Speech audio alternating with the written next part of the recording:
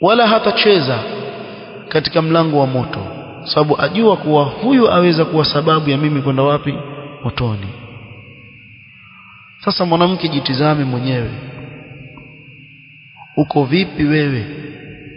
Waishi vipi wewe mwanamke na mumewe? Alaka yako na mumewe yamridhisha Allah subhanahu wa ta'ala? Je, kweli una sifa kama hii aliyokuwa nayo huyu mwanamke mpaka kusema ma aluhu illa ma ajastu anhu?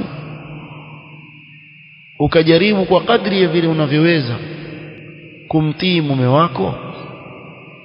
Mtu aweza kusema lakini atiwe yeye tu na haki zetu. Je, mwanzo wewe jitizame zako kule mbele ya Allah subhanahu wa ta'ala. Kila mmoja atakuja kuulizwa mbele ya Allah kwa kile ambacho kilikuwa ni juu yake kukitekeleza hapa duniani. Kwa kabla wewe hujasema kuwa na mimi na haki zangu, ndiyo kuna haki lazima utekelezewe, lakini na ujitizame na wewe uko vipi. Isiwe nipe nikupe, la, mimi ni jukumu langu nitalitekeleza kwa kadri ya vile nitakavyoweza, na ajiri yako iko kwa Allah subhanahu wa ta'ala.